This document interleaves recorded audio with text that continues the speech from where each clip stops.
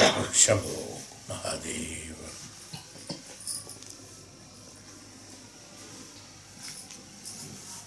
Maharshi was explaining us the status of Jivanmukta, because through the process of Jivanmukta only one attains the Brahmaloka, or identification of Brahman or Brahma Sakshatkaram. It's basically through Jivanmukta, Jivanmukti. See, they're all words to various status to understand, make us understand, so that the Grihastha who is undergoing the process of Balyam, Kaumaram, Yauvanam, in the Yauvanam Grihastha Ashramam, in the Kaumaram, it is Brahmacharya. The Kaumaram, it is Brahmacharya. Yauvanam, it is Grihastha Ashram. Then Vardhakya, in the Vardhakya, Vanaprastha, and then the sannyasa. In the sannyasa, the sense organs are completely withdrawn. These processes, these are states of discipline. Each and every discipline for a Jivatma, it is necessary to undergo. So the transition period starts not only at the time of sannyasa, it also starts from the status of Brahmacharya. Balyam is not there. From Brahmacharya to Janmana, of course, it is there. It is depending upon, again, it is connected with the previous life and connection of the activities of past life and the karma phalas. Once by birth itself one gains, because it's a repetition of it, it's a continuation of the knowledge. It is not an introduction of knowledge at a particular time. In between, again, it starts. It's a continuation of knowledge. So it has its own advantages. So the discipline, the mannerism of discipline has to be continued. In all the status is what ultimately it is being mentioned. It is not that for the convenience and the facility, only at certain times the discipline has to be acquired, discipline has to be maintained. Many people think that when, as I always used to tell from, I think, only after retirement, when there is nothing else to do, one cannot see, all the half organs are half functioning, neither can listen, nor can see, nor can understand, nor memory. That is the time they think, okay, there is nothing else to do. Or the people at home also think that, no, there is Bhagavad Katha going on. Why are you sitting at home? Why don't you listen that? At least while dying you will have some benefit. So this half listening, half hearing, half understanding person, half walking capacity person goes and sits there and listens that Bhagavad Katha. Is a discipline. He is not mentioning a Jivanmukta about that. That's not what is supposed to be done. Discipline begins from the Brahmacharya, to where one goes to the Vedic school. One starts learning the chanting of Vedas, mantras.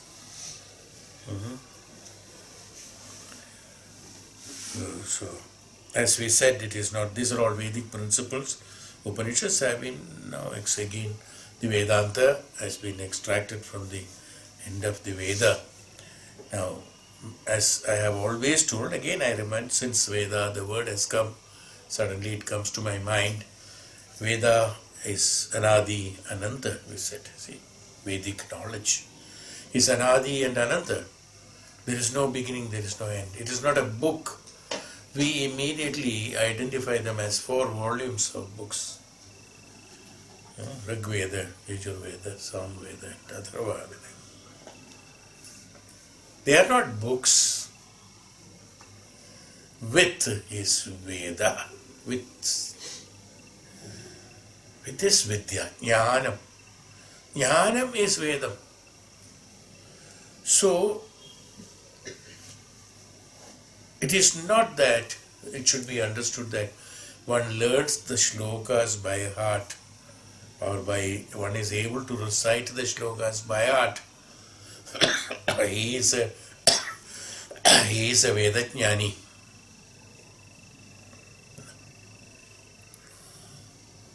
Many things one can by heart it and chant it. Once you start learning from childhood, there are so many Sandhya Namam, morning Namams and all that we learn from the childhood. You are sitting in the evening, you are supposed to sit in front of the lamp and chant. They become inherent in you. And probably at that time we don't even understand what is the meaning of it. But one has to chant it, that's all. That chanting is not enough. That's what it says. In Veda means with the jnanam, the Vedic jnanam has to be perceived in that. That's why it has been told earlier days there were no books, no pens and pencils to write for a Vedic disciple to be learning from the Guru. It is from his Vani, it is from his third eye. Well, we will be coming to a small chapter of Guru disciple, I think, in this. Maybe in the details we'll further do it on that. So Veda is jnanam. The perceiving of the jnanam is that what is necessary. It is not the word meanings, or it is not the meanings that is to be understood by you. No. According to your facility or manifestation or your convenience that it is understood.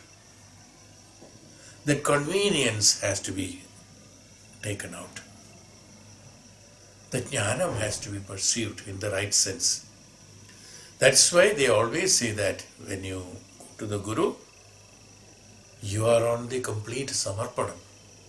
The moment, I know this word, a great restriction has been put by the mind to accept not only that word, because mind puts a restriction, I know that. How much is that restriction involved by the mind or encroaching by the mind is not known. It may be limitless. So whatever he says, it will not be understood, it will be heard, but it won't be understood. That's why in that, the Samarpana Bhava has been extensively mentioned. They are all qualities coming to the status of Jivanmukta. That's what, from there it begins. Then only a Jivanmukti can be there. I have explained about Jivanmukta earlier in detail, but since the chapter has come here, because this is one of the methods, what is about where are we? We are explaining what Prajapati has explained to Devendra.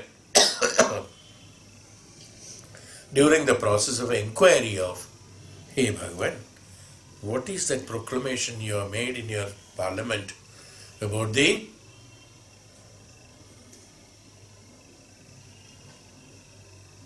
about what? What was the proclamation made by Prajapati in his parliament?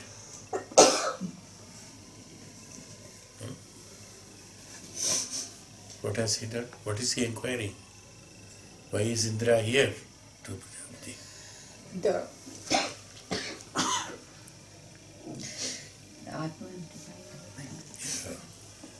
Atman or Brahman.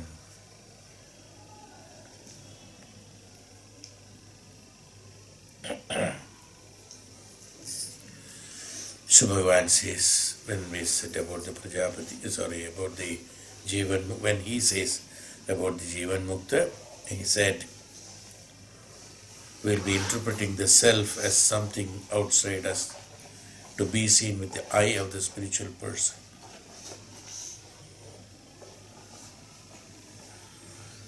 Certain words, sentences I will read, because I have already explained what is the Jivanmukta earlier, but here,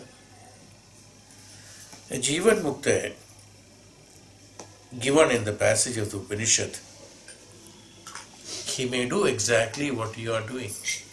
He may behave exactly as you are behaving, as we have already told this, you remember. He may eat the same way as you are eating. He may eat the same thing as he is eating. He is not, and he speak like anybody else. Yet he is not eating, and yet he is not speaking. That's what his explanation. You are seeing him as this.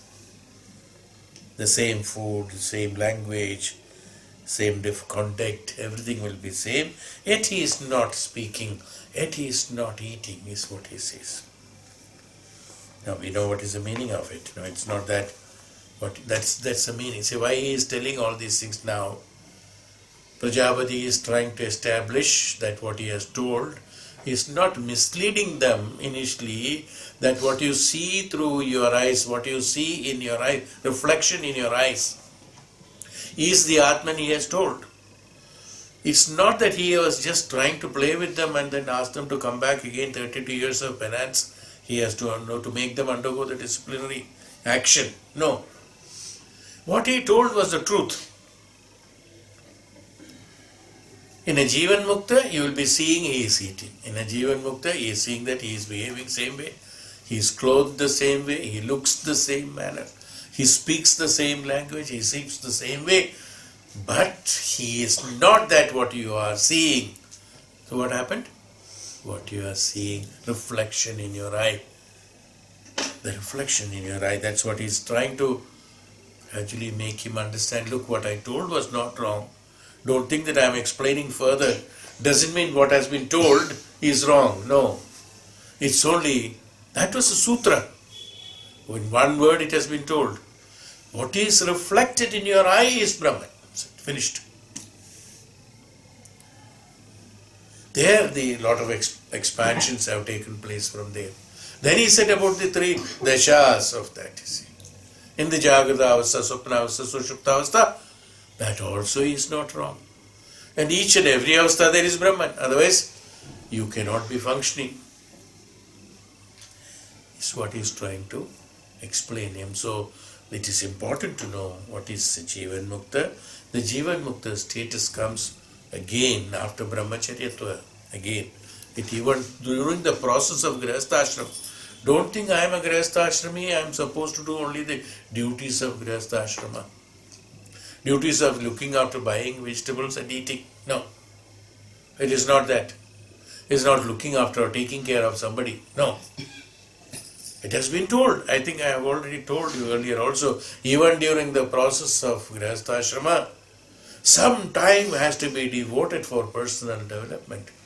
So what happens is that when you go under the process of discipline of the Vedic knowledge and the Vedic way of living and Upanishadic way of living in the Brahmacharyatvam, the jnanam that is being transmitted into the disciple by the Guru will automatically lead him to the right way of living, so that even during the process of execution of the Grihastha no commitment of indiscipline takes place. Everything will be synchronized with the Prakriti, with the nature, is the Dharmam, and that dharmic way of living will be inculcated in him automatically by way of exclusively keeping a part of your time, a part of your life for the purpose of disciplinary living. That's called the dharmic way of living, disciplinary living. This Upanishad, that's what it is not one time. From the time one is in the Brahmacharyatvam, the Brahmacharyatvam begins during the teenage, after 11 years of old. Till 11 years it is known as Alyam. That's why you will find the Upanayanam and other things are done 12th year, normally in the 12th. After 11 years it is done. Nowadays, of course, some people do after 9 years.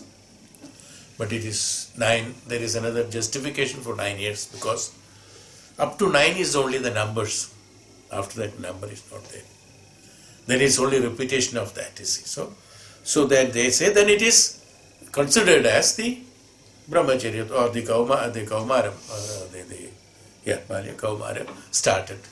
It's also okay. So between 9 to 12, well, somewhere there. It's not that exact.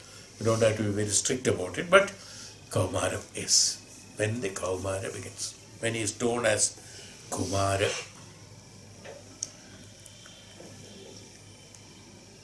So the Jivanmukta, what is it we said, is the Jivanmukta may appear to be saying, hey Indra, this is a difficult thing to understand.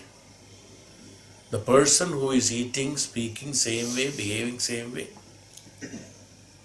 going for grand circus, looking at that comedian and laughing like others. He also enjoys that comedian thing. When he falls down, when he does all those tricks. It is difficult, hey Indra, to understand, because these particular activities, particular modes of experience are generalized and universalized in his case. He is in the universalized in the sense in the Brahmaloka, in the Brahma Sakshatkaram. That is universalization. He is in the Brahma Sakshatkaram, but the activities are going on. It's okay. Everything is happening. I also told you in a different language earlier also. I think number of days ago that whatever you, when we spoke about the karma and akarma, that whatever you do, how can we do it as an akarma? It is not possible for a normal human being when he is doing karma to think that it is akarma and without not expecting anything from the result of the karma. It is difficult. So for that, a solution was provided to you that whenever at all the point of time, in the back of mind, what happens? That big background has to be there. In front of that only is happening. So, you won't feel that you are doing it, you see. Somebody else is doing it. Easier to get away from that involvement of that. See, this is exactly what it is. Hey Indra, this has to be done because that is why he is generalized. So, such a person gradually what happens, you get habituated of not executing the karma by yourself. See. But this is necessary. We have to have this dependency. As I told you, none of the practices in the Hindu Dharma is wrong. None. Everything is right.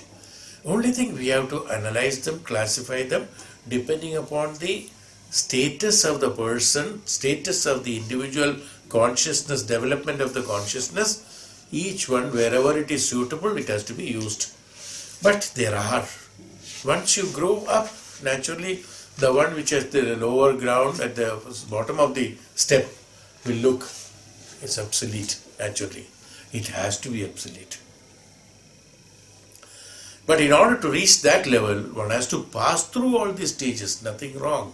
Sandhyanamam chanting is necessary. Some sort of discipline. Why we are chanting in Sandhya? Why we have to chant these mantras in the Sandhya? Now these questions should come in the childhood. But when we were children, I think most of the people, when we were children, even at the age of 3, 4, it begins, chanting and all that.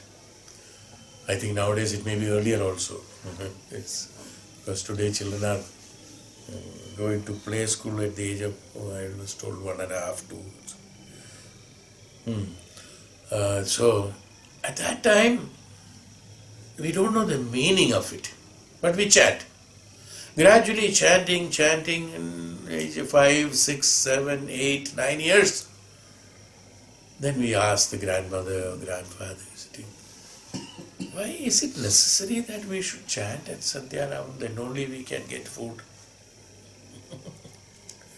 This also told by parents, unless you do that, no food. So maybe out of fear of not getting food, one is chanting the Sandhyanam. Sometimes it happens. Why? Because we don't know the seriousness of it. Child, he doesn't know the seriousness of it. But when he gradually grows, then he suddenly starts thinking, what is the link between these two? What is the connection? So he starts, the person concerned, grandfather, why are we doing this chanting? What is the significance of this Trisandhya? What is the significance of chanting in Trisandhya? Not sometime else, Trisandhya will do. What is the significance of chanting these particular mantras? All explanations are there. I think we have already discussed many of these things in our acharam. And so we know the importance of it. It is necessary at that stage. It begins from there, from Kaumara. These are through the Brahmacharya, beginning of Brahmacharya. He starts his inquiry. In the Brahmacharya itself, he starts his inquiry. In Brahmacharya, lot of inquiries should be there. And that is the time when chanting begins, learning begins, Vedic science, Vedas, principle of Vedic science begins. The one who understood today the whole world, why the other nations, we all know it. It all comes in the public medias, we know that. Many schools in different countries have Sanskrit schools, and through Sanskrit many shlokas being chanted. Many of these knowledges have been distributed among them, and by learning those shlokas itself, the meaning of shloka itself will become the part of what is Veda. What are the sutras? We said, they're all the way of living. That's all. No. They're all the way of living. They're all the discipline of living. That's all. And many other things are in order to enhance your vibrational frequencies. Yes, that also is necessary. Assistance is necessary. So these are all meant for that, and it is not superstition. It may appear to be superstition for the ignorant people, but for those who are highly knowledgeable also, for them, for a sannyasi or a maharishi, he need not sit in Trisandhya and do Sandhyanamam. It is not necessary. He has crossed that stages. Yes. So let us not misunderstand these positions. And in its own position, everything is important. That's how the Hindu Dharma has been designed beautifully well. And that's being practiced by many people.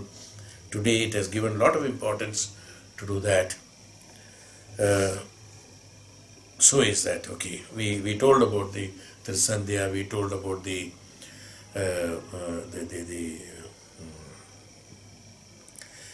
vibrations during the daytime because of the sun rays, and when it falls down, and in between that period of the time when there is a thermal shock, we expressed about this, the thermal shock.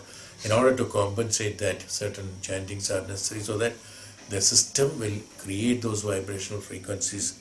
Next is that the understanding of the meaning of those mantras, so that brings how one is supposed to be living, how is supposed to be chanting, and things supposed to be functioning in the life is all learned.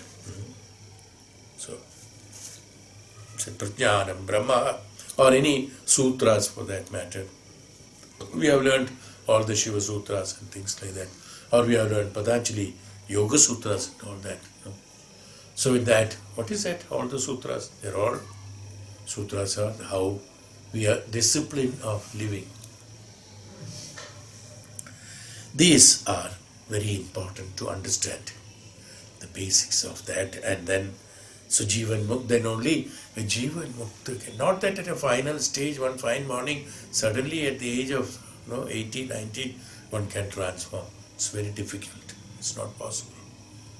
Because the habitual memories and habitual activities, habitual things are there, which normally it is difficult. But there are people who could do it, who can do it.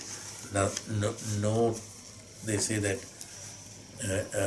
it's never late. Now, they also say that, okay, something will go in, okay. So now what we say is that, it's about the Jivanmukta. Said that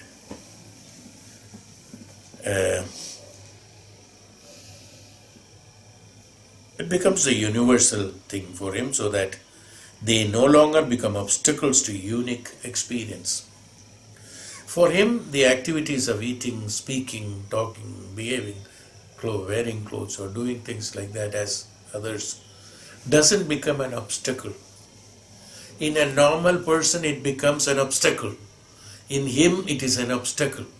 For you, an activity, when it is done, when you expect a result out of it, it lingers in you for long years, even sometimes. Some desires. It lingers in you. So it affects your way of living. It is a creation of obstacle in you. Suppose you got a wrong desire. You are only trying to fulfill that desire. You are only trying to satisfy that desire, fulfill that desire. So your all functions will be diverted to for fulfillment of only that desire, and ultimately to find that desire itself was wrong. Because when it is received, you are in a wrong state. So what happened? All these years you had been practicing only that. Whereas, what I am saying is that is an obstacle for your living. Whereas in the case of Jivanmukta, it's not an obstacle. Anything that comes and goes is not an obstacle. He just passes through that. That's all. Nothing else. Yes. They become obstacle only when they are wrested out of their universal context and made one's own. That means my own, your own, and things like that, made to stand on its own legs, independent of. He does not think as I think or you think. He is just a thought which includes every thought. This is it. He is not that object, as we said. There again, the principle of subjective and objective explanation comes, externalities comes. He is that thought itself. He is not thinking. All the thoughts are in him, and all the thoughts are he. Thought is not different from him. For a normal person, the thought is different from him. He is thinking. Whereas in this case, the thought itself, you see, that's why the word in Upanishad and Vedas say that, to become that. Not to do that, to learn that, to hear that, to become that. No? So be it. Tathastu. He is just a thought which includes every thought. So like this, everything, he is that. Now we understand what is the gist of the importance of Jivanmukta. Upanishad says that he speaks, he laughs, he moves, he enjoys. It does from our point of view only. The question of enjoying or speaking, moving, laughing about does not arise for that which has no particularized consciousness. He is not happy only on one instance of something. He is happy not by the action of something. He is always happy. So the happiness is a status in him. It is not an activity in him. As far as you are concerned, happiness and sadness and things are all an activity.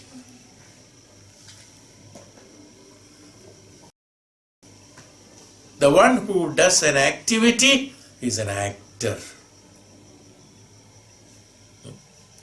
The one who acts has activity, is it not? It's only acting. It's not real. That's why the actor has come from activity. Activity has come from the actor, whichever it is. The one who does an activity, he is performing a role, so it's an activity, so an actor. You see? He's an actor. One who is sad is an actor for some time, is it not? Tell me honestly. If he is that, he has to be sad throughout life. So definitely he is not that. It's an activity for him. So he is sad, an activity, is an actor. At that point of time, he is an actor of sadness. He is an actor of happiness. He is not the true he. When he becomes the true he is Jivanmukta. You are influenced by all these external emotions and externalities, and he influences all the externalities.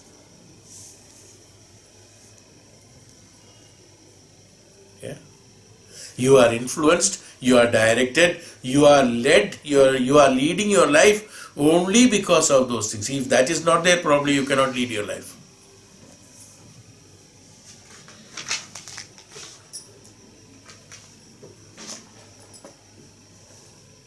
Someone says, if I don't listen to that music, I cannot sleep. If I don't read, I cannot sleep. If I don't smoke, the smoker, I cannot sleep. If I don't do that, I cannot sleep.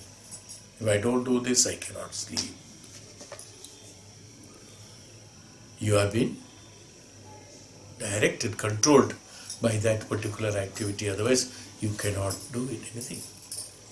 One day that is not there, you cannot you cannot be yourself. So you don't know who you are. You are completely controlled by all your emotions and externalities, attachments and attractions, and all externalities. The you is totally lost in that externality. You cannot function yourself, then what is the use of your living? Jivanmukta is that. While you are, Jivanmukta is what? Not mukti from the Jivan, no. While he is in the Jivatma, he is in the status of mukti, is Jivanmukta. You got it? So don't think that from the Jivan he has got mukti. From the Jivan, if he has got mukti, what you are thinking is right. He should not laugh, he should not smile, he should not cry, he should not eat, that's correct. But while he is in the status of mukti, even in the status of Jivatma, then he can do all that. But he is not involved in it, he is not that. He is not that what you are seeing. You are seeing him through your emotion, so you understand him through your emotions. We always do that. We recognize in a person through our own characteristic. We identify a person through our own characteristic. We recognize a person, an incident, instance, everything based on our own. He is not a Jivanmukta. A Jivanmukta, to become a Jivanmukta is absolutely necessary, is what Adi Shankara says. Is absolutely necessary what Maharishi Vaishambhayana says. Is absolutely necessary is what Brahma says. Is what he is mentioning here. So he says, you cannot identify a Jivanmukta by observing him. He will look like yourself only, but there will be a tremendous difference inside him. Heart will be there after operation, you will find same heart. They are all external only. They are all external. Let us see what is inside him. Catch hold of a Jivanmukta. Cut him. Operate him. Let's see whether heart is there, liver is there, everything is there. Then where is this Jivanmukta's abilities are hiding? It's in his consciousness. It's in his Brahma Sakshatkara in him. Otherwise, everything looks same. For a normal person, he is misled. That is why we are unable to identify the true Punyatmas, the true Gurus, the true Tapasvis, the true Jnanis, the Ishvara himself in disguise. We cannot identify them because we can only see through our own perception. That's the thing. Otherwise, how the Puranas explains that to us very clearly. Even after Bhagavan says that, look, this is the thing, in presence of him, he is sitting and explaining, take the trouble of explaining, look, hey, Asura, this is what it is, so don't do it. Even then, the Asuric Buddhi doesn't understand. He says, no, I will do that only. He takes the liberty of saying that.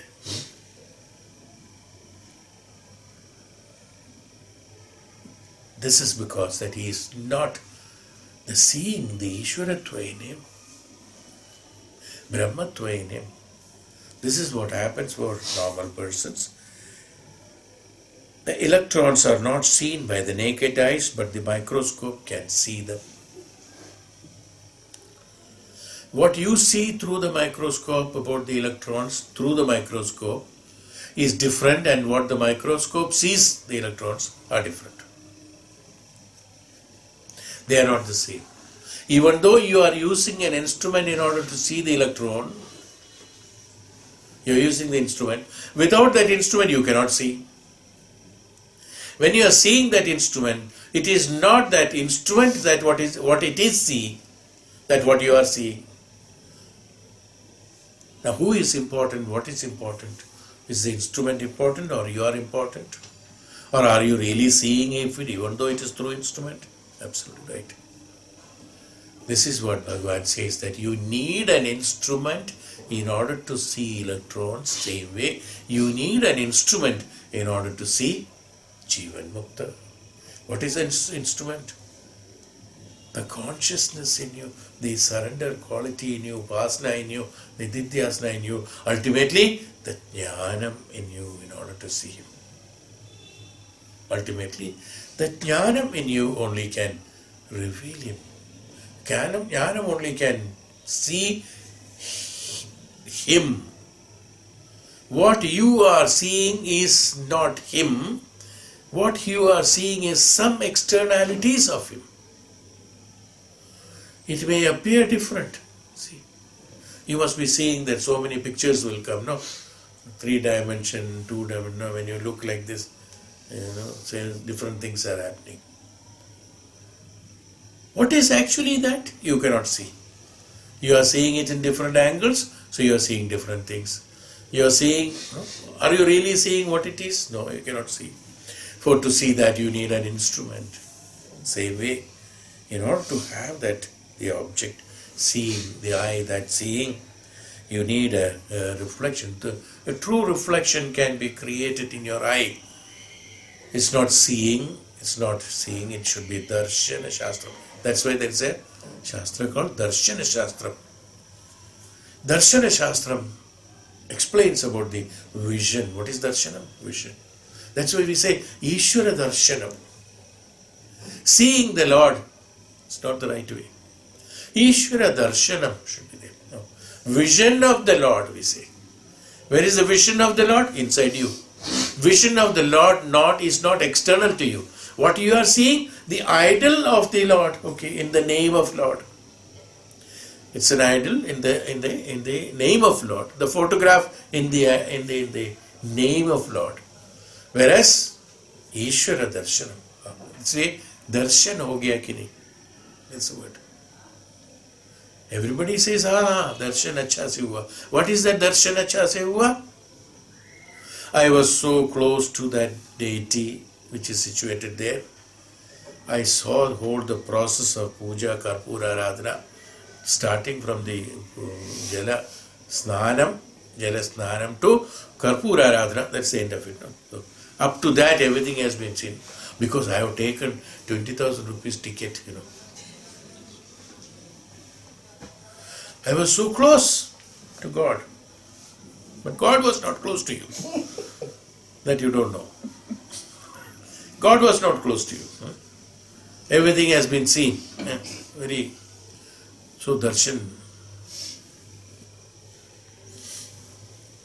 किसका दर्शन हुआ? भगवान को एक ignorant का, अज्ञानी का दर्शन हुआ. अरे ऐसा भी है. But that's why darshanam is vision. Vision is always from inner consciousness. Vision is a status. Vision is that an activity. Vision is a status. Darshanam is a status. It's not an activity. Seeing is an activity. Because in an activity, seer and seen should be there. And seeing should be there. Whereas in the vision, there's only one. In vision, only Bhagwan is there, or Brahman is there, or so and so is there, or such and such is there. Okay, whichever vision it is. Maybe whatever vision it is for a hungry man, food may be the vision. Only food is there in his vision. Yeah, even for the is that?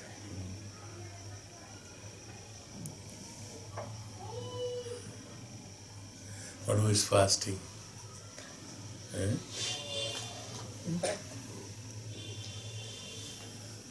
Upasaks, what is it? What's the one who are fasting? Vratam? What Vratam is that? Vrat, what Vrata? Fasting is what? For him only food is seen from morning.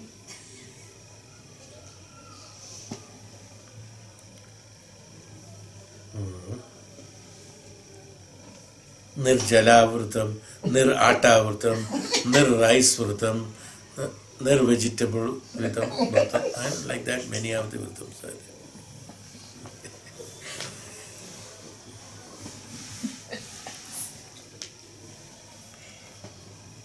there. Bhagavan says, now,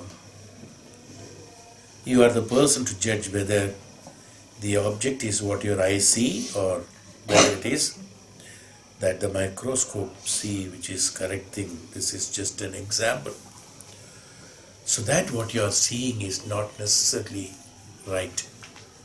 You cannot see, you can see things only through your mental status, through your emotional status, and through your physical status.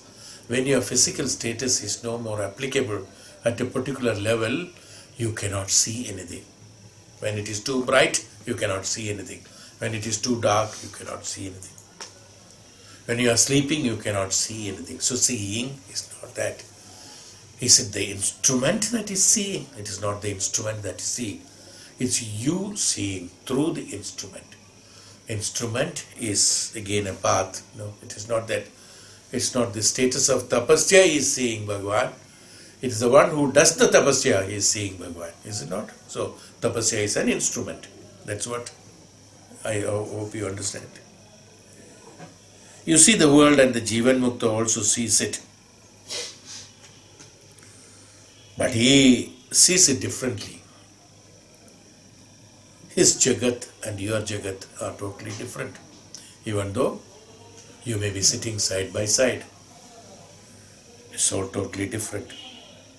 He himself is an instrument. And he himself is an object. See? So, you can see through him. You can see by him. You can see on him. And you can see it in him. Is one example when we have all this in Puranas. Bhagavan Krishna, when he was small, he ate the mud. Mata wanted to see what did he eat. When he opened his, she saw the universe. What she saw? Krishna being an child, being an instrument, the vision of the universal form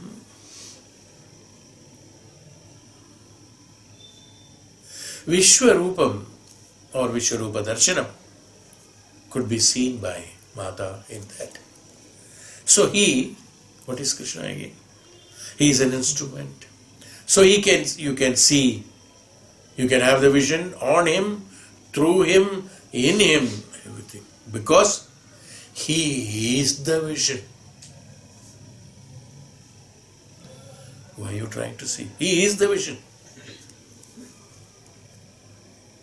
This is the difference between, even though it appears to be same, it will appear to be same.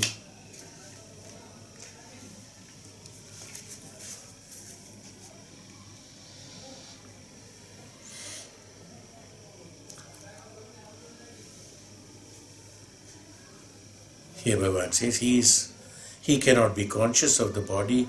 He is not only the one body, he is every body. He is not he alone, he is everybody. So when he is everybody, he is seen in everybody, but everybody doesn't see him. Like Krishna and gopis. That's what it is. We have explained this status earlier also. So you understand that liberated soul or Jivanmukta is a liberated soul. But even though he has a sharira, he is a liberated soul. He is a Brahma Sakshatkari, he is a Jnani, he is a Tapasvi, he is God incarnated. That's why they say that see God in Guru, the right Guru. Not the others, but the true. Thus, this is what the subtle point which was in the mind of Prajapati when he told Virochana and Indra at the very outset that whatever is reflected in the eye is Atman. That's what he said. See how beautiful it is. He said about the Jivanmukti. But so he is right from his side. But both Indra and Virochana could not understand what his intention was. What sees through the eye is not the eye, but is something different from the eye. And what hears through the ears is not ear. We have learned this in the Pancha Karma, when we talked about Pancha Karma, that what can be seen by the eye is not seeing, that the seeing by the eye is the Brahman. Hearing the sound, suppose hearing the hearing by the ear, neither that is heard, neither that what comes or that what is heard is the Brahman, but the hearing, the substance of hearing is Brahman, that capacity.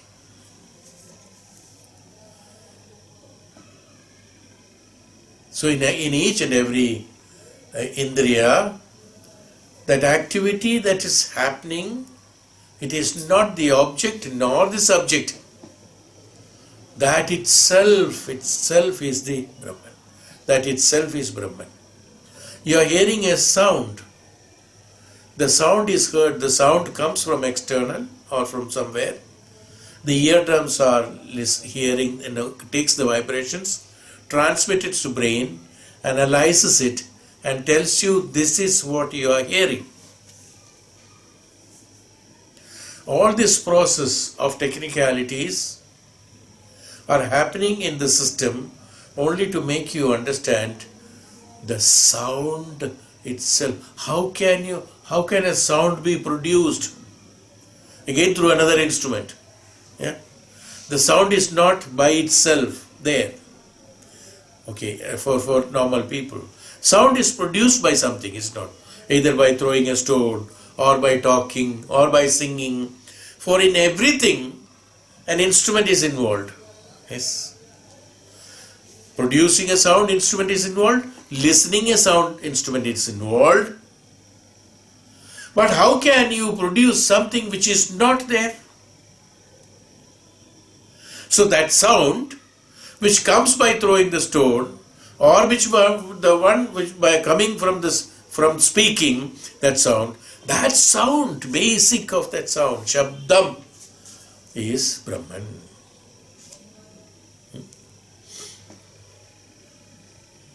Is what ultimately has to understand. By singing a song, no fire is coming. By singing a song, no water is coming. Only sound is coming.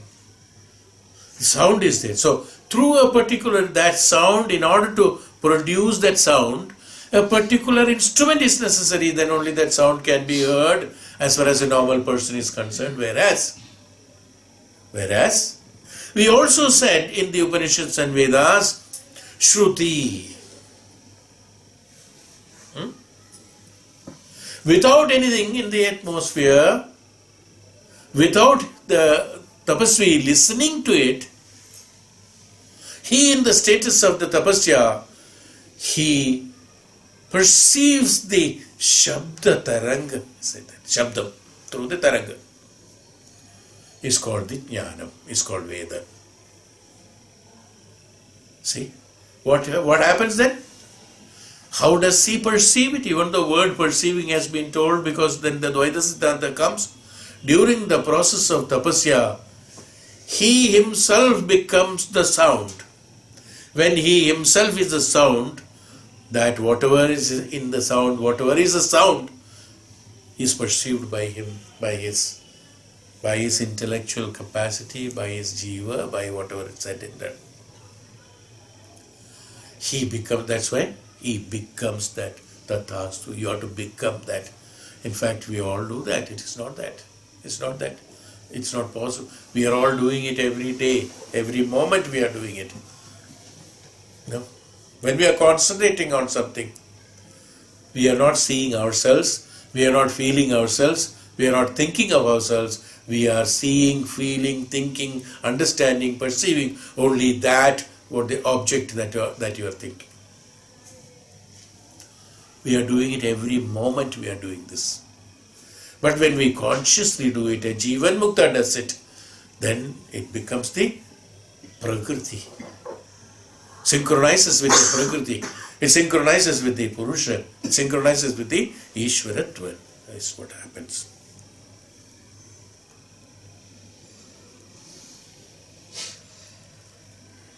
So Bhagavan says, this was the subtle point which he explained to them. So is the case with every other sense organ. The senses do not contact the object. The ear doesn't go to the song. The singer doesn't come to the ear and sing. No. Singing is happening somewhere, ear is somewhere else. He who contacts in somebody else, utilizing these senses as instruments, So through these instruments, what happens? One is able to identify the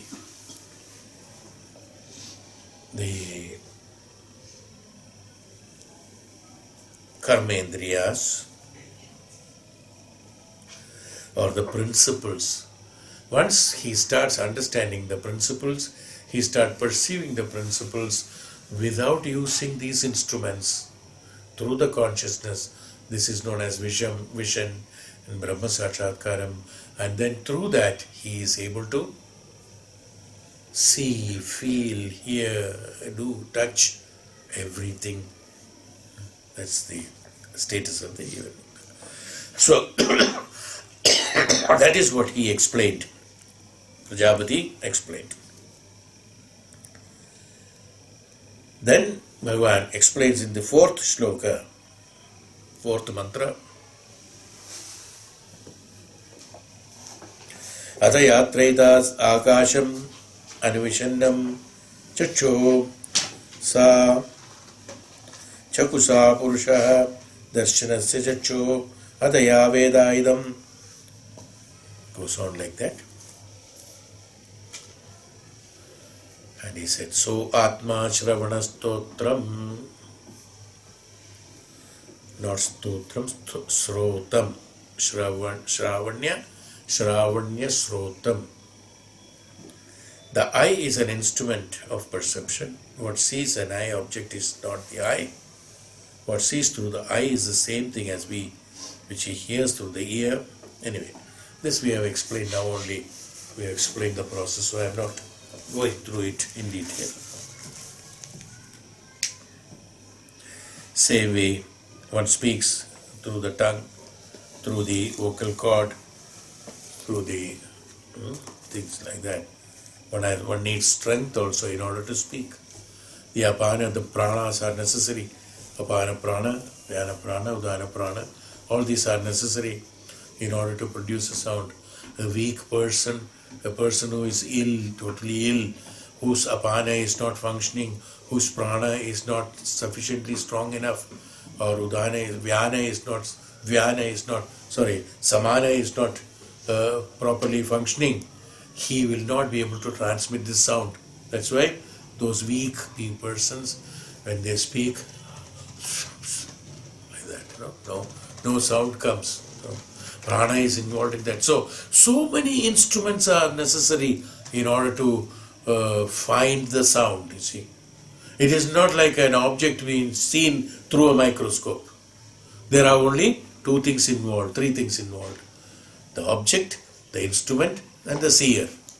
Whereas in the Panchabhutas, or experiencing the Panchabhutas, so many instruments are necessary, starting from the prana, starting from in different pranas are necessary, and the vocal cord is necessary, and the tongue is necessary, and throat is necessary, and Shabda Tarangam, and then you have to speak. And to listening, eardrum is necessary, then inside nervous system is absolutely necessary, and then informative nerve is necessary, and then the brain is necessary to analyze it. And one should also, the brain also should have a capacity to analyze it. Some of them who are brainless, who are not sufficiently enough to understand that, he will be just listening to some kind of noise, that's all. Yeah? Suppose somebody speaks a language which is not known to you. What is it for? It's only some sounds are produced, like birds and animals. That's all, as far as that person is concerned. Whereas a person who knows the language, when that sound comes, he analyzes it. So, see how many instruments are necessary in order to identify one Panchabhuta. And then one understands. But the same thing happens in a Jivanmukta, in a Tapasvi, in Rishi, because he is the sound. I told you about Vasishtha when he was walking once. When his Angavastra got caught in the thorn, in the plant of a thorn, there was a small insect. It was crushed. Said that he talks himself of a big Maharishi. The insect was talking. He is talking of a big Maharishi. See what he has done. Ahimsa is one of the dharma of the Rishi. That could be understood by Maharishi, is what I am trying to tell you. Has he become an insect in order to learn the language of an insect? No. He is one with the universe, is what is being shown. He is one with that consciousness. When he is one with that consciousness, whatever is in the consciousness is he. Or he is that, or that is he. So automatically, what's reflected in the insect could immediately be reflected in him. Is why he said, he is in everything. When Tacha Tapasvi, he is in everything. Then he can understand. This is the status, how the Indriyas are controlled, and how this is identified. When these Indriyas are controlled and withdrawn or understood properly, he is a Jivanmukta. So he has given the explanation, the same thing. We spoke everything, but he has written all that. The liberated soul is fully aware of his truth, while others are ignorant about it, though it is the same in their case also. When the Tapasvi is listening a sound, he listens many things along with that, because he knows what it is. When we listen to a sound, we identify depending upon our capability of eardrum listening capacity. Somebody listens less, somebody listens more. And our understanding capacity, transmission capacity of transmission, capacity, and also in which mood you are, which emotion you are. When you are angry, it doesn't appeal to be good. When you are happy, it appears to be good. Or in whichever different emotions are there, you analyze that also. See how many complications are. When passes through all these complications, and ultimately what you understand is the combinations of all this rut.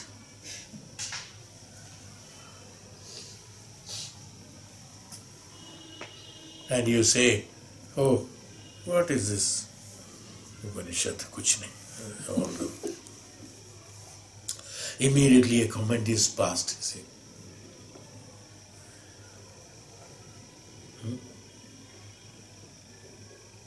In 5th shloka, Bhagavan says, Ataya Veda idam manvaniti sa atma manosyaha dvaidam Daivam Chachusa va yesa etena Devena Chachusa Manasaitana. Come on. Pashyan Ramade. Sixth shloka. Yayete brahmaloke tam vayetam devatmanam upasade tasmat devam sarva chaloka attaha sarva cha kamaha sa sarvam cha lokan apnoti sarvasam cha kaman yastam atmana anuvidya vijanati iti ha prajapatiruvacha. Prajapatiruvacha.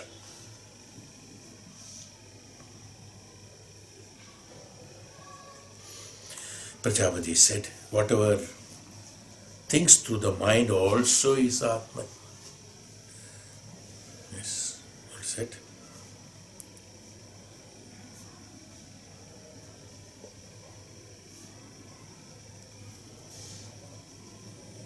Manvaniti sa Atmana.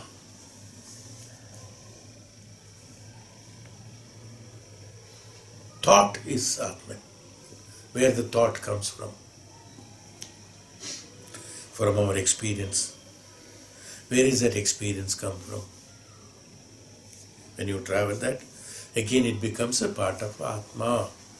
Again a vibrant. That's why we are born again. In order to fulfill that and become Purna with the Atma. The so-called mind is only a cognitive instrument.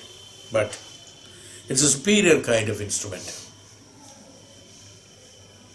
It needs calibration every moment. The mind is such. Like your like your veena, guitar, mridangam we call it, or the tabla.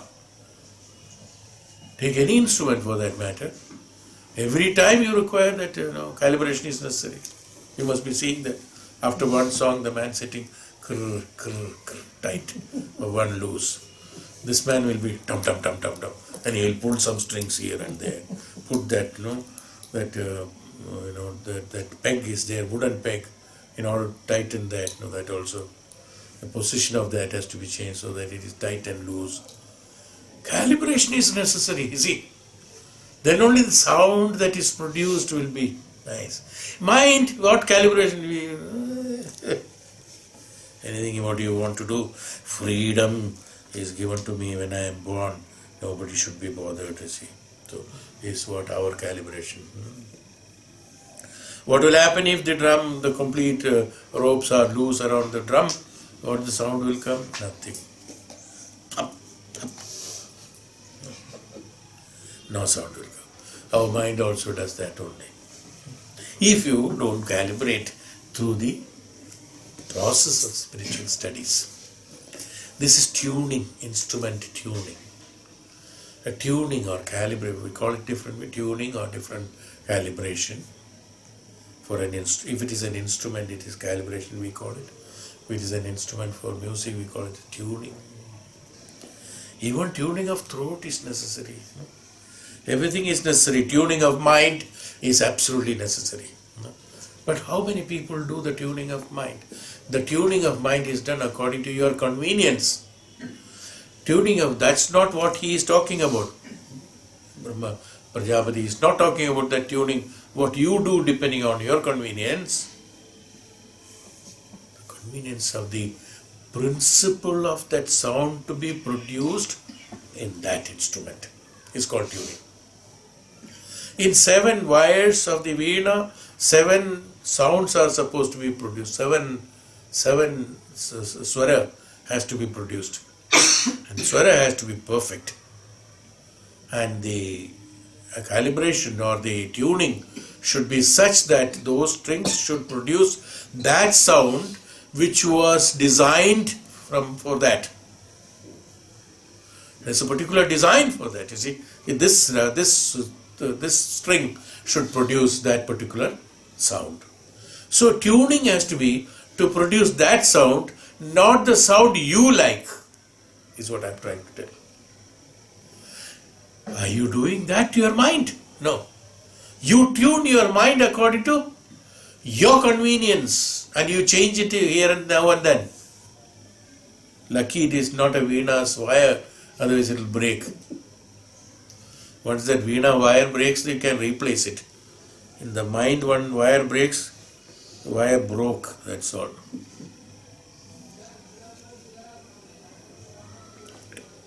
It cannot be replaced.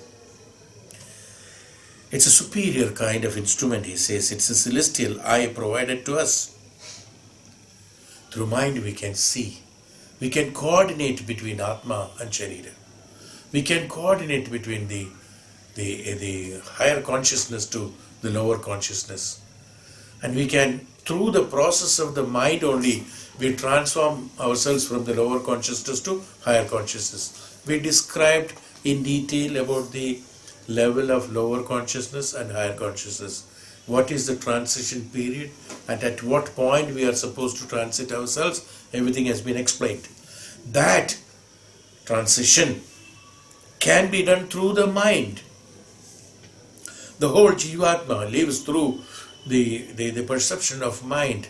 What I speak, you understand. Also through the mind. An instrument of the mind is necessary. It's the mind who directs you towards whether spirituality is necessary or not. It's the mind who directs you, no, I will not accept it, I will be as I am. Or I will be asura, I will be animal, I will be tree, I will be human, I will be devata. This also mind is an instrument, such a very fine instrument which can be, calibrated to any fractions of that. You see, even smaller fractions, the tanmatra. You can go into the tanmatra and tune it. That's a capacity of the mind, but you should be doing it. That's it. It has the capacity, but you should be doing it, is what probably Maharshi wants to tell us. It is a celestial eye provided to us. In fact, the mind alone works. The senses do not exist there. These manifestations in 5 ways, as hearing, touching, seeing, tasting and smelling, do not come into operations in Brahmaloka. The great souls living in the Brahmaloka do not see with the eyes, do not speak with the, exist in the tongue, and do not eat with drink as we do. They merely exist. So that's why in representing that, we do the yajna and say that whatever we are pouring into the Agni is digesting it and transmitting it to the Devatas, not as in the form of material, not in the form of smoke, not in the form of flavor, all the ghee. Otherwise, how much ghee has been put now when you eat a sweet, ye to deshi ghee se bana hai. You say that, no? Smell the fingers and you can see, or even while eating you can feel that. Some people refuse to wash that. People who have got beard and all that, they rub it on that and then make it smooth with the ghee. But all these things can be done. But none of these remain with Devatas. So he doesn't feel the smell of your ghee or smell of the grains or the dhupam and things. Everything is digested by the Agni Tattva. That Agni Tattva is perceived by the existence. In the existence, the form of perceiving is always in the same nature, same as it has got in the Prakriti. Thought in our form, the thought in the mind, our perception, our transformation, or our changes from the lower consciousness to higher consciousness, even our perception of God, even our perception of high spirituality, even a Maharishi's tapo, bhala, everything is based on his thought. Is it not? The thought is totally transmitted. The thought is totally transformed in the highest form of consciousness, is expressed through or is achieved through or expressed through this instrument called mind. It's the importance of that, you see.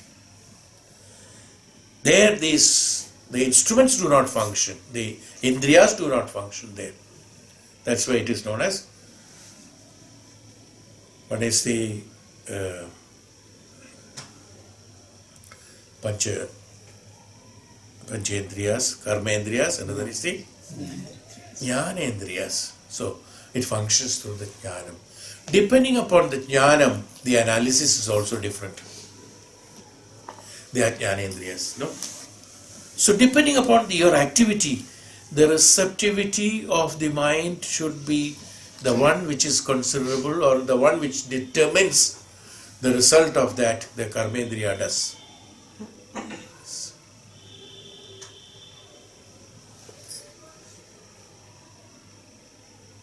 When you touch an object,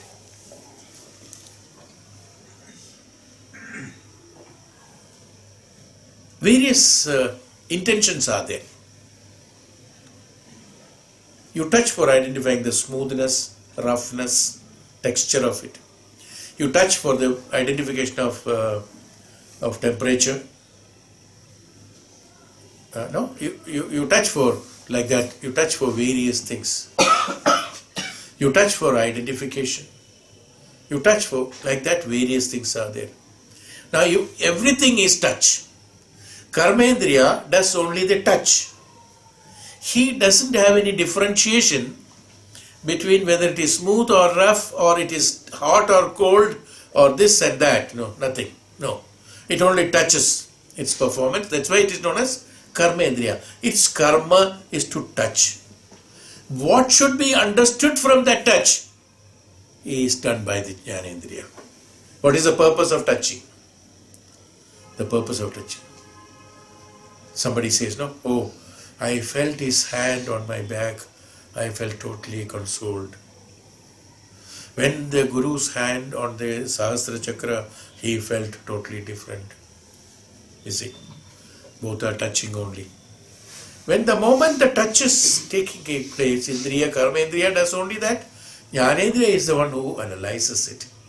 When with the purpose, so with the thought, a touch is provided. Only that information is perceived by the mind. The mind says, I want to know how cold it is, how hot it is. The touch, even though it is touching, though everything is known. What is the surface of the ice, whether it is square or cube, or it is oblong, or it is diamond, or whether it is circle, or whatever may be the shape, and how is it rough. One side of the ice is rough, another side is smooth. What is the temperature? What is cold? No, is it? How cold it is, how. Everything is known by the touch. But when you are programming yourself, that means we call it as programming, that means your thought. The thought is predetermining, you touch for the purpose of finding out how cold it is. So you understand only how cold it is. It doesn't understand how smooth it is, how rough it is, how this is that, how that is it not?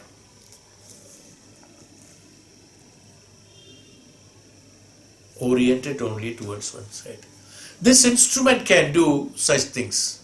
Similarly, if the same instrument of mind, like what we understand from the Karmendriyas, which is there in the externals, depending upon the Karmendriyas, it is identifying the lower consciousness, identities of the objects, lower consciousness, whereas with the same instrument of mind, without touching by the Karmendriya, the Jnanendriya can identify the presence of the highest consciousness and activity in the higher fields. That is possible. When you detach yourself from the activities of Karmendriya, then you attach yourself in the Jnanendriya. How do you feel? Oh, it is pleasant. When you meditate, it's pleasant. When you close your eyes and listen to song, it is pleasant. You're not touching. Okay, there in this case is listening song, you're touching. The instrument is touching. Whereas when you're not doing anything, when you're meditating, you find various other things. They are given by the experience of the mind through the fine instrument. So the more you make the instrument finer and finer and calibrate it towards the finest, minutest division, tanmatra, you are in a position to understand the Sukshma Sharira. When the Sukshma Sharira is identified, immediately the Karana Sharira is identified. When Karana Sharira is identified, Prakriti and the Purusha is identified.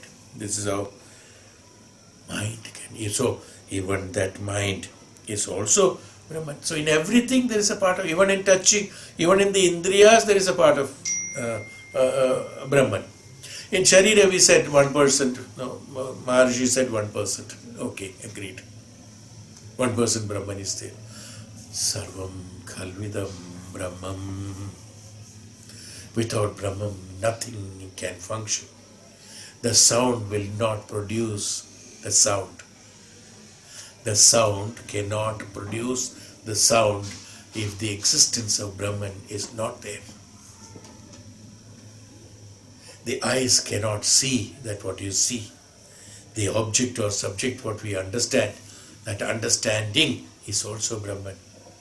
Not understanding is also Brahman. Is what Maharshi is trying to tell us here. So, we are all reflections of the original. We are all unreal bodies. Apparitions in some respect, looking like very important person. Our importance is somewhere else and we are rooted in a higher realm. And we are even now connected with the realm. Our legs are there, though we appear to be moving here. We are reflections, therefore distorted. We say that everything is in the Brahmaloka. So all reflections. We are partial and finite, on account of which we are incapable of fulfilling our desire, because we are partial and finite. That's why our desires never get fulfilled. They keep on multiplying. Multiplication is another way of identifying non-fulfillment. If there is fulfillment, the desires will not multiply. The original, which is whole, the infinite alone can work. Reflections cannot really work as differently as the original. The efficiency in working comes only when we reach Brahmaloka. So a tapasvi, a jnani, a mahaguru, a rishi who has identified the Brahmajnanam, Brahma Tattvam, Brahma Sakshatkaram, he living in the Brahma Sakshatkaram, he identifies everything, he fulfills his desires automatically. If we call it as a desire by now, even though it's not the desire that what we are thinking, that acquiring or possessing certain things. When he is that type of desires will not come. There the desire is generating and the contemplating, and like from Purusha, the Prakriti has evolved, many of the Jnanam getting evolved, many of the Jnanam getting distributed. This is the desire, what we are talking about here, as far as those Jivanmuktas are concerned, or the great noble souls, what we call, yes, are concerned. Because we have a difference in them. This is what happens in them constantly from a Brahmajnani. A constant, his activity or his desire or his function, constant jnanam is being revealed from that unit. Even though the others, when they see, they cannot see it. It's not possible because of their emotions and then the entanglement they are in and they are bound by. Now this Brahmaloka does not mean some other world which is away. It is a state of consciousness again. It is within these very walls of our room. It's only a higher frequency of consciousness. That's called Brahmaloka. There's no here and there. all these words cannot apply in Brahmaloka. If only you can tune up your mind, that's what we said. Now we talked about tuning up. Tune up your mind to high frequency of its level of consciousness. How to tune up? Zoom, we come back again, how to tune up. The great gods, having Indra as their leader, who obtained the superior initiation as from Prajapati in the manner mentioned here, complete on this Atman. This is Atman. So, physical bodies are no obstacles to them. So they are not controlled by the power of gravitation of the earth. Everything under their sway. They can have entry into every realm. We said that once you are in that status, it is not a matter or it is not a limited unit that is functioning. It's an unlimited consciousness that is functioning. When it is an unlimited consciousness, naturally it has to be everything, because there is no one controls it, nor it controls by itself, because it is all pervading. Jnanam is all pervading. That's why in Prashna Upanishad, the students have identified the Guru, the Maharishi, in the first chapter as Maharishi Pippalada, and in the sixth chapter is it the Brahman. Where? In the same place, same location. By changing the consciousness in 6 levels, he has identified the Brahman in the same person. Whom they called as a person, he is no more a person, he is an entity. He is Jnanam, that's all. He is no more a Rishi, he is no more a Pippalada, he is no more a Guru or a unit of body. Even though it is that. For others, it appears to be the same. But for them, though he appeared to be that, but by the time they acquired the complete Jnanam, for them, his appearance became different. Even though his appearance was always like that, they being like this, they saw that Jnanam as in their appearance. As they wanted to have the appearance, the moment their Jnanam has increased, they saw the appearance of Rishi as that. This is what through them they could see. You understood? This is the capacity of instrument. So, same with depending upon the power of your eye, you adjust the eyepiece of the microscope. No? Increase or decrease the power. Tuning, if we can do that. So, first chapter to sixth chapter of the Prashna Upanishad. Same way, if you identify that, this is what happens, you will be able to identify. Here he says, it can be the property of everyone, but first one has to be ready to become the receptacle for it. Okay, at the very moment of it arises. This is what Prajapati said in conclusion. What? As in the case with all those who have realized the self, so will be the case with everyone who attains this knowledge. There will be complete control over things and fulfillment of everything, even of a mere wish that arises in the mind at the very moment of it arises. This is what Prajapati said in conclusion. Naturally, if a Jivanmukta has become that consciousness in his mind, suppose a wish arises, by the time it arises, it gets fulfilled, because the arising is also he, not from him. Arising is also he, fulfilling is also he. So when it arises, it fulfills, that's all. That's why they said, all the desires will be fulfilled and all the worlds will be known to him, controlled by him. Is the reason why it is So the desire doesn't arise at all. By the time it desires it, he being that, he fulfills it. That's it. Who has to fulfill? Only when something else or someone else has to fulfill it. Then only the problem of non-fulfillment comes. Whereas he himself is the desire, he himself is the consciousness.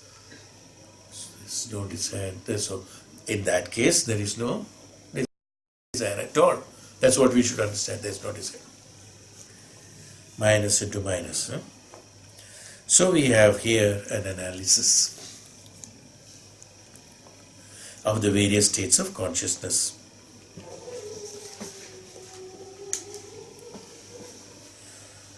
It's a logical approach, that's all.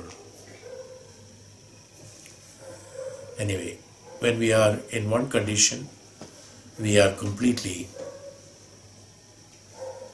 away from the other condition. When we are sad, we are away from happiness. When we are happy, we are away from the happiness. When we are happy, when we are away from the sadness. So when we are in one condition, we are away from the other conditions. So when we are awake, we cannot be dreaming and deep sleep. When we dream, we cannot have the others. This is our difficulty, in spite of the fact that our consciousness is one with the same substratum that is responsible for all these experiences.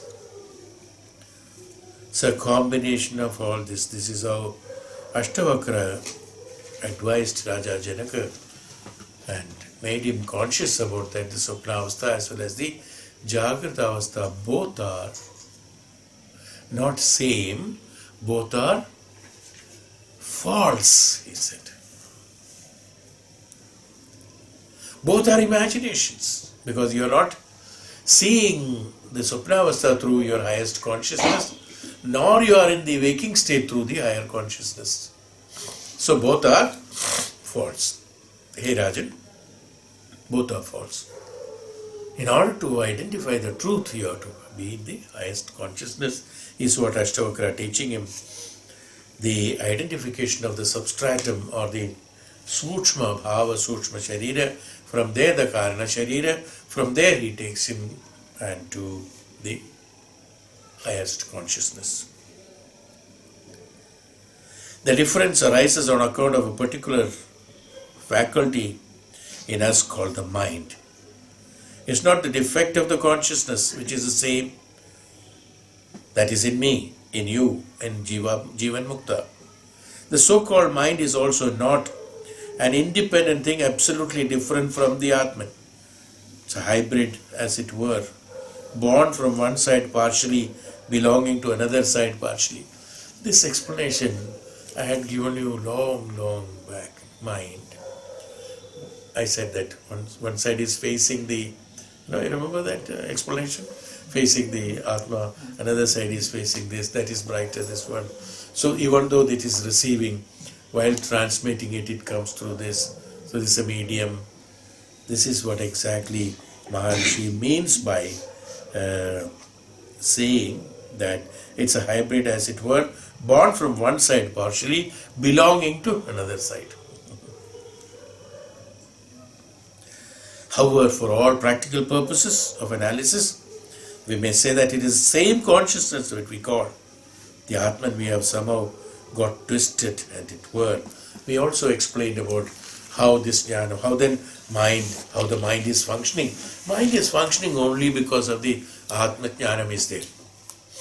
From one side that jnanam is derived. Only thing, the analysis of the mind is based on the output of the indriyas, through the indriyas. From the karma indriyas and through the jnana indriyas.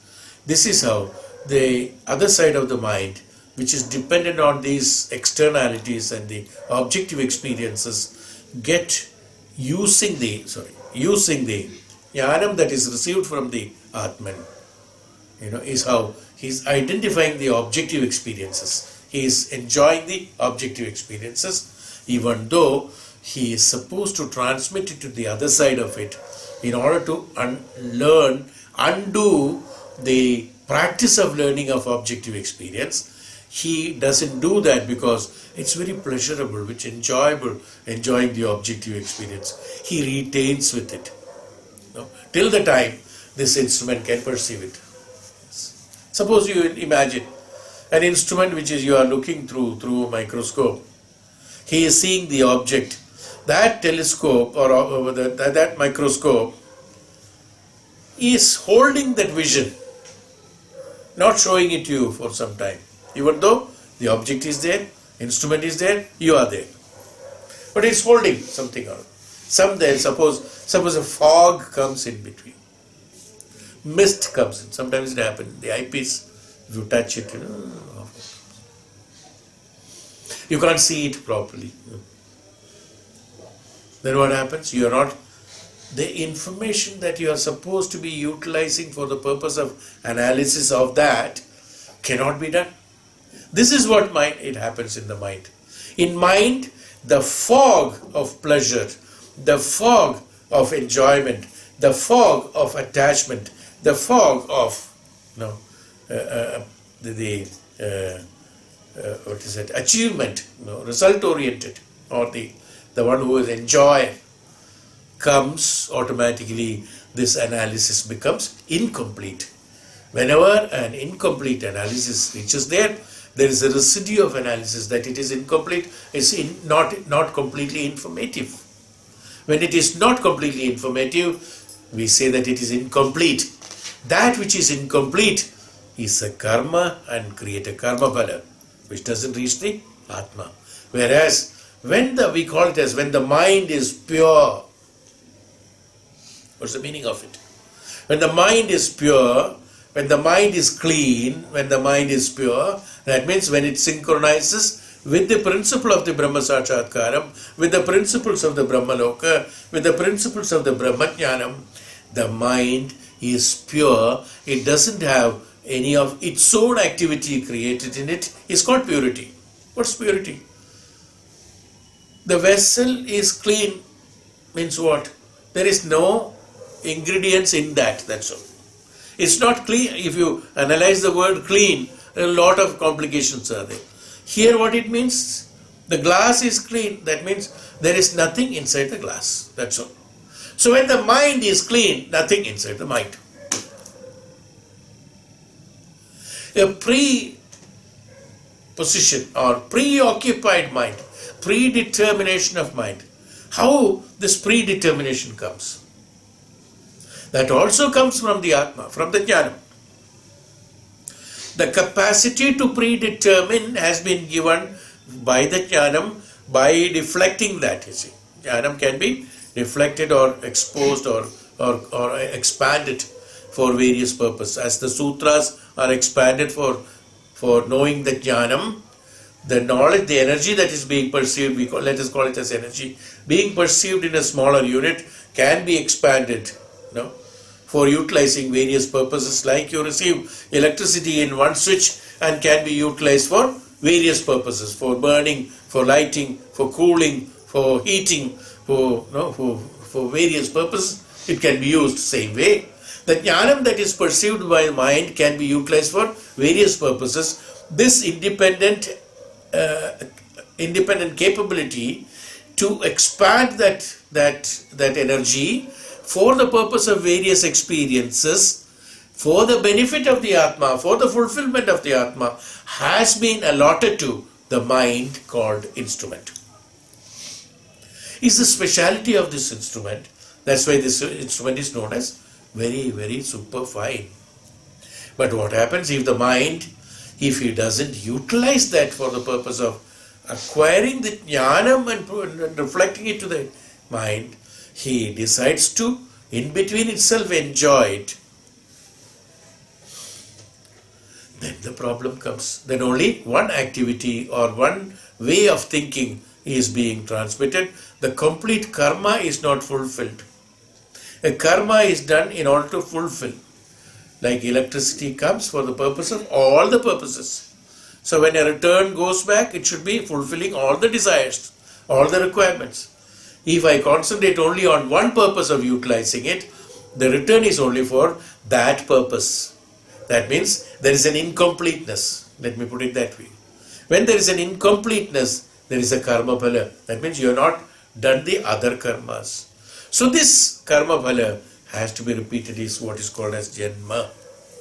Same way, the jnanam that is perceived by the distributed, it is not distributed, it is automatically generated, and it constantly, as I told you, is contemplated and emitting from the, there is no restriction. Mind can, that's why the mind which can be, which is there, can be changed any moment of time, you see. Like Valmiki, from a robber to the sannyasi, he can promote, you see. Anything can be done by mind. Why? How is it possible? Because the jnanam that is there is always projected by the Atma. Is always all-pervading. Jnanam is already there. Is really existing. Like a disciple can utilize the jnanam of the Guru at any point of time. It is constantly flowing. But what happens? This mind wants to enjoy the objective experiences. It doesn't reflect itself towards the jnanam which is available. When that reflection is available, when that reflected mind is opened himself to the jnanam that is already all-pervading, automatically the changes takes place. That is why the mind can change mind, because availability of the jnanam is always there at any point of time. There is no necessity of any action or any effort for that. See, it's already there. That's how the mind could take decisions, no? Various decisions at various points of time. Where is he getting the strength from? Where is he getting the jnanam from? Again from the Atma. But unfortunately what happens? He draws the jnanam from the Atma, utilizes like an asura. He utilizes for his enjoyment, for his benefit of karma bhalas, enjoyment of karma bhalas. So he becomes a rini of the karma. It's called the karma. So he has to repay those things to the karma. So he becomes a karma yogi, and if at all, then he has to be born again to fulfill those requirements. Unless that karma mukti and takes place, the krama mukti cannot take place, is what telling us.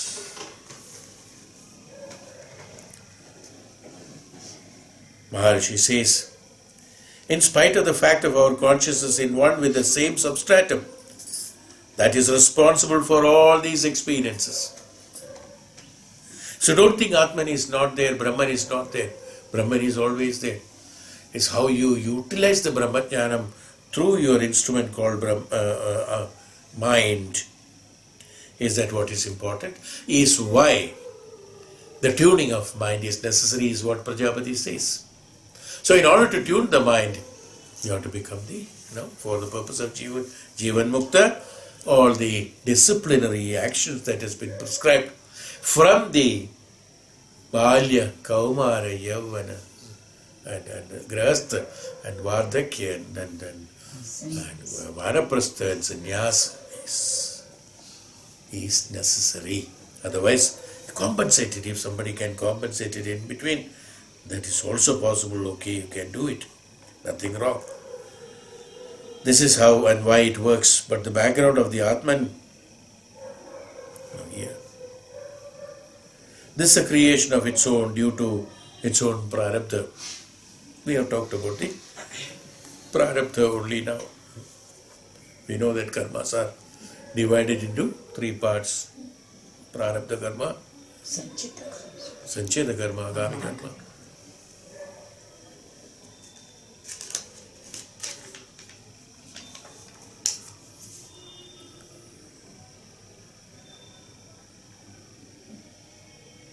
Okay, I think it's done now. So it's not much again. A few pages, maybe one class, two classes. We will continue in the second paragraph, page number 264.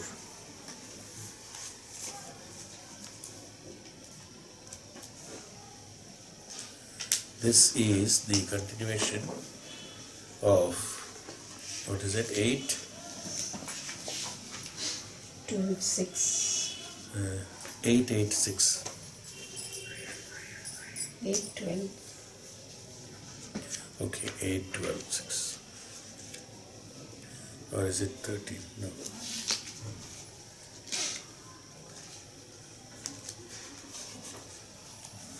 8.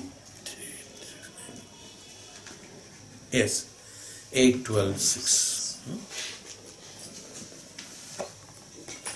Om Shanti.